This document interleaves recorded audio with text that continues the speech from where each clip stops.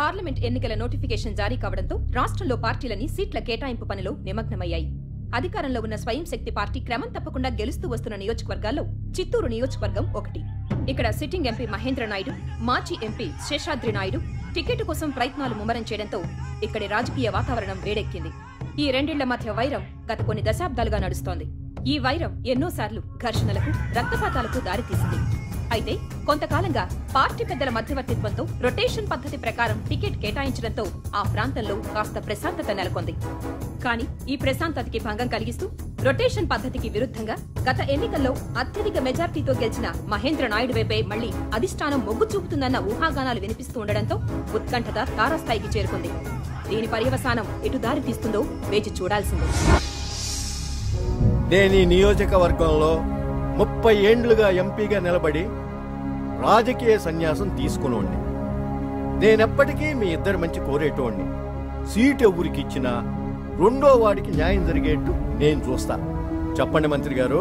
హైకమాండ్కు మీ ఇద్దరంటే గౌరవం ఉంది. గత 4 దఫాలుగా ఈ నియోజకవర్గంలో మన పార్టీ తిరుగులేని మెజార్టీతో గెలిచిందంటే అందుకు కారణం మీ ఇద్దరే. ఉపోద్ఘాతం ఎందుకండి మంత్రి గారు? ఇంతకీ సీటు ఎవరికి ఇస్తున్నారో చెప్పండి. అసలు మీకెందుకండి రాజకీయాలు? ఎంత మాట! ఒకప్పటి ప్రధాని కూడా మలాడి మర్చిపోకండి. చెప్పండి. ఈసారి కూడా హైకమాండ్ ఎంపీ సీటు మహేంద్ర గారికి ఇవ్వడానికే నిర్ణయించింది. రొటేషన్ పద్ధతి ప్రకారం సీటు శేషాద్రి గారికి కదా రావాల్సింది. సీఎం సర్వేలో శేషాద్రి గారికి జనం లేరని తెలిసింది. అందుకే ఏ నిర్ణయం తీసుకుంది. నా ఎన్నికెంబడి జనం లేరనేగా మీరు నాకు టికెట్ ఇవ్వండి. ఉండారు అని ఇప్పుడే వినిపిస్తా. రండి. శేషాద్రి, 25 ఏండ్లుగా మన నియోజకవర్గం ప్రశాంతంగా ఉండాలి. అది అట్నే ఉండండి. అదే అందరికీ మంచిది. చేతులు కలపండి. నాకు పూజకి టైం అయినది, మరి వస్తాను. అట్నే గురుగారు.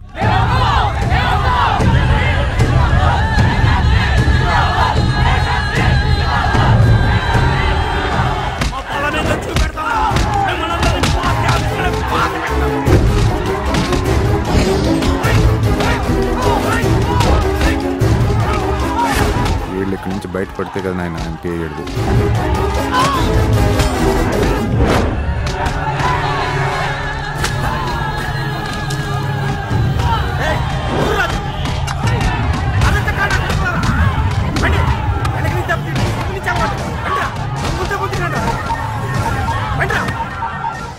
హలో బావా, ఈ నా కొడుకులు నన్ను కిడ్నాప్ చేసినారు బావా.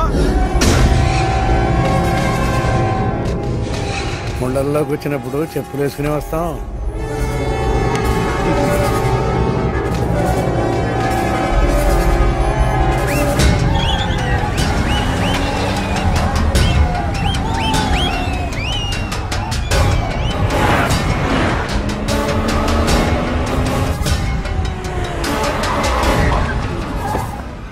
వదిలేండి రావాడిని. కట్లిప్రా. గరికనాయుడినే కిడ్నాప్ చేస్తారా? గరికనాయుడు అంటే ఎరకేనా? నరకత, అడ్డంగా నరకతారే.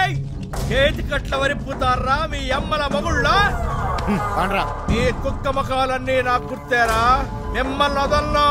ముందు మీ పిల్లల్ని చంపుతా, తర్వాత మీ ముందే మీ పెళ్ళాలతో ఆడుకుంటా, ఆ తర్వాత మిమ్మల్ని అందరినీ చంపుతా నా కొడకల్లా.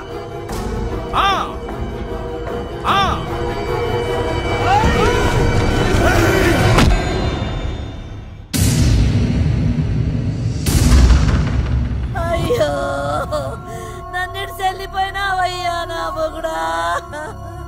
నా మీద ప్రేమతో నా ఇంటికి ఇల్లరికం వచ్చినావు కదయ్యా.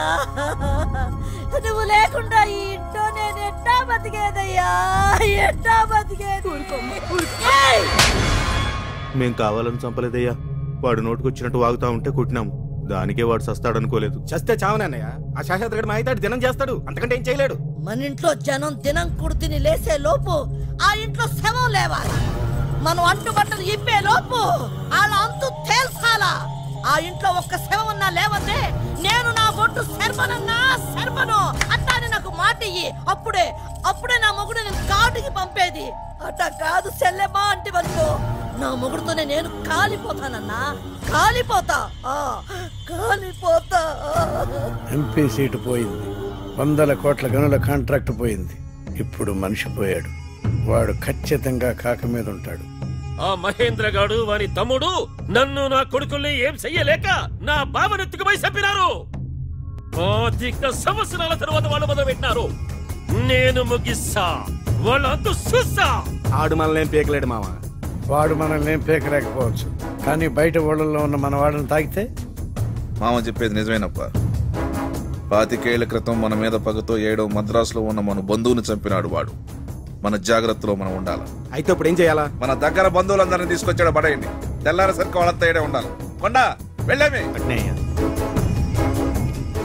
అయ్యా అజయ్ బాబుని కూడా తీసుకురమ్మంటారా? ఏయ్ అవసరం లేదు. ఆడికి ఇంటికి ఏ సంబంధం లేదు. ఏ సంబంధం లేదన్నంత మాత్రాన ఉన్న బంధం తెగిపోదు. మీరొప్పుకున్నా ఒప్పుకోకపోయినా అజయ్ మీ తమ్ముడు కొడుకు. తమ్ముడు బతికున్నప్పుడే లేడనుకున్నాను. వాడిపోయినాక వీడేంది? అజయ్కేదన్నా అయితే ఆ కారణం మీరు కాకూడదు. అది ఆలోచించండి. అమ్మాయి చెప్పిన దాంట్లో నిజం ఉందలుడు. అజయ్ గారికి ఏమన్నా జరిగితే దానికి కారణమే కాదు, ఆ ఓటమి కూడా మందే అవుతుంది. సరే, అజయ్ గారిని కూడా తీసుకురండి.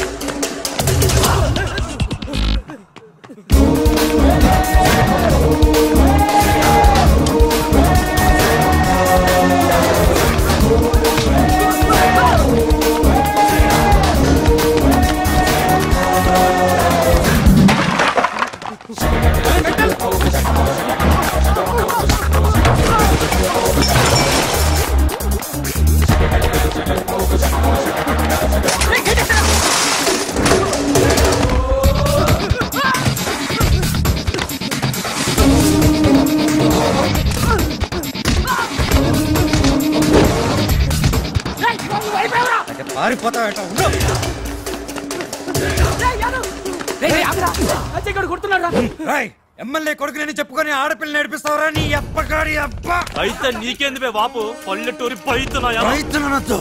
దుక్కి దున్ని నారు పోసి నీరు పెట్టి పైరు పెంచి కోత కోసి కుప్ప నుంచి ఒట్లు దంచి వండి పెడితే ఆ పళ్ళెం మీద పడితేనే కుక్కరా నువ్వు.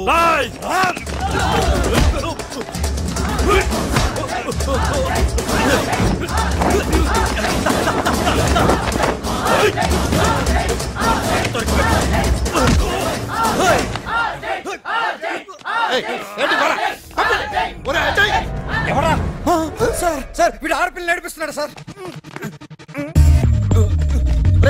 ఆపండి ఆపంటుంటే అవి క్వశ్చన్ పేపర్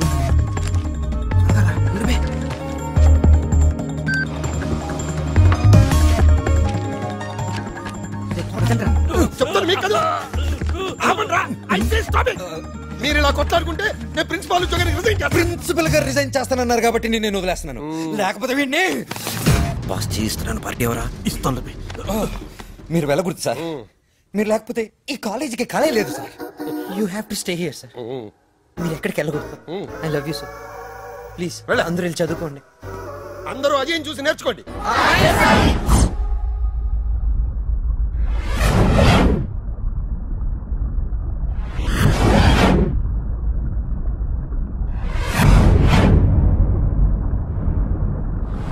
పని మీద వెళ్ళాడా పారిపోయాడా?